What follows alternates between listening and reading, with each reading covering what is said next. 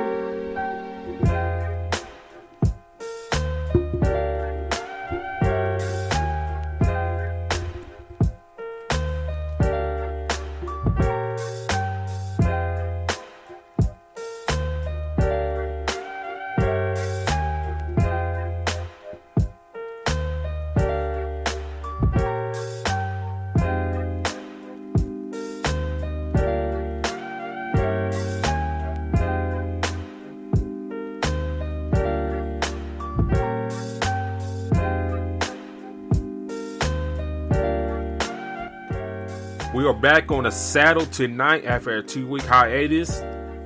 But first, we're starting our NBA preview series. Going over the Southeast Division. Who do y'all think will come out on top? Give us y'all top 5. 1 being the top. Who's going to be come at top of the division? 5 who's going to come in butt naked last. So give us your predictions in the comments. Plus, WNBA Finals has concluded. The Las Vegas Aces has won their first WNBA championship, led by Becky Hammond. We'll discuss that and much more here on IE Sports Fast Break for IE Sports Radio. Your direct feed for that, as always, sports, and you're welcome to join us.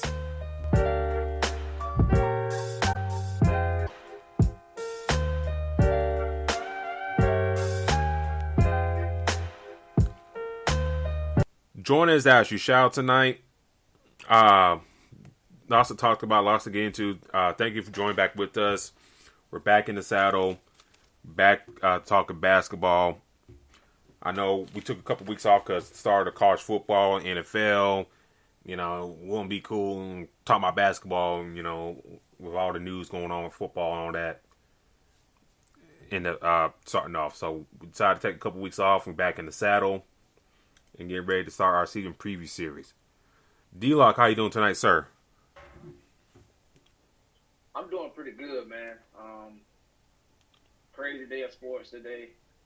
We know football was a big thing today, but also congrats to the Aces for winning that WNBA championship as well. Insane series for those that actually watched it. It was a great series. It'll go down as one of the best ever, obviously. But like I said, very exciting day. A lot of things going on today. I'm just, now we in a good fall where, sports are going basically every weekend has got something going on. And then, like, soon before we know it, basketball is going to be here. Let's talk about the WNBA Finals real quick. I know past couple weeks we had a chance to whatnot since we've been off air. Aces went 78-71 today.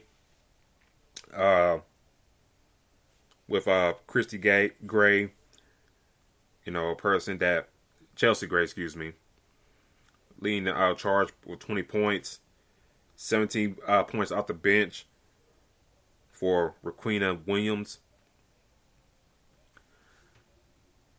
First WNBA championship for them, for the Las Vegas Aces, and first title in anything as a player and coach for Becky Hammond.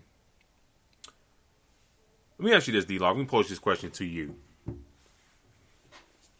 Becky Hammond couldn't get, an NBA job for the many years she spent as an assistant under Greg Popovich. Weird because you see, as we talked about, and I really don't like, is, some of these NBA teams kind of just recycle the same coaches, which we'll discuss here when we do our previous series here in a little bit. But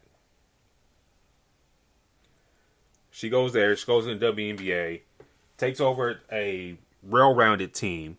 Liz Cambridge, she leaves, goes to the Sparks, and that's like a huge disaster there.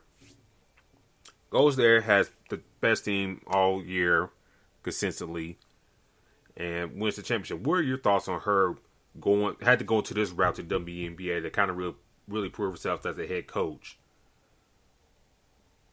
in your eyes? It shows that she's capable of being, a great coach. I think, to be honest with you, we're talking about somebody that under someone that gave her, she got tutored and mentored by great coaches. Remember, we were talking about her alone, months ago, as far as getting an opportunity for other opportunities in the NBA. So for me, a fact is for her to actually take this opportunity, and now look what has happened with the players that she had. She did a hell of a job there. I think this said that she's capable of being a great coach. Now the biggest question is, how long does she stay in the WNBA? That's a good question. I think she. Go ahead. I said that's a good question. Yeah, I think that this is something that we have to pay attention to and understand that she could possibly, look at other opportunities, especially in the NBA. So I think that hopefully that we can see them, come back next year, possibly repeat and show what they can do. But I think she's done a lot, and this year definitely proves it. I think, she took the ball. I mean, because it seemed like that at times that the Aces had chances to win the WNBA title, but it's just kind of like they shot their own selves in the foot. They had talent, and sometimes they didn't go all the way. They kind of shoot their own selves in the foot. But, credit to her. She came in. She established herself, took what she had. And I think maybe, letting Liz go kind of got that dark cloud away from that team a little bit, and this team really flourished. Now, obviously, you looked around the league this year. Phoenix, about the situation with Brittany Griner. We talked about that on this show. Also, the issues that some of the players have had the head coach as well down in Phoenix. And Taurasi, her last year and whatnot, I don't think they were going to make that much noise. New York, young team, got a real nice young star in the wings. I think they're coming down the line. The Sparks, Fever. The Fever, I think they just stuck right now. And the Sparks, they just gotta. I don't know, man. It's just, I don't know what the. I thought Liz Cambridge would be perfect for them. Her going to LA and stuff like that. But it didn't work out there.